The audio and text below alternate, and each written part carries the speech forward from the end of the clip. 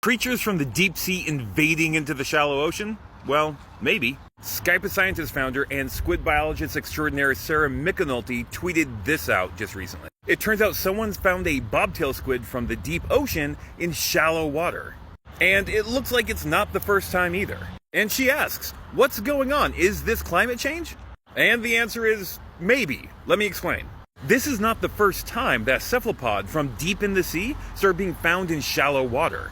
Turns out this little guy, the smooth-skinned octopus, normally only found thousands of feet deep, started showing up in only 30 feet of water up in the state of Washington. So my collaborator Lloyd Trueblood and I, along with a bunch of students at Rosario Beach Marine Lab, decided to do a study on them. We decided to see how ocean acidification would impact these deep sea octopuses. Just a quick reminder what ocean acidification is. As we put more carbon dioxide into the atmosphere, a lot of that goes into the ocean.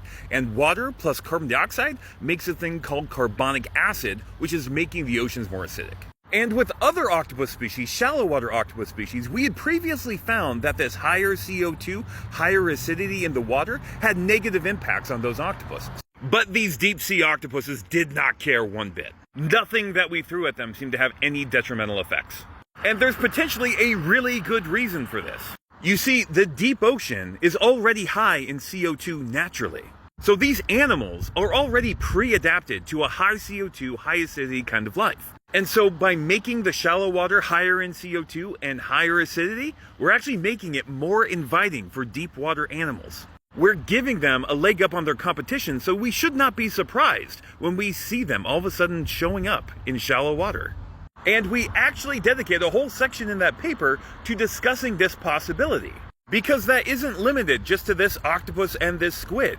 This is something that could happen potentially with any deep sea animal. So yeah, we might start seeing deep water animals invading into shallow water, and yeah, it might be the result of climate change.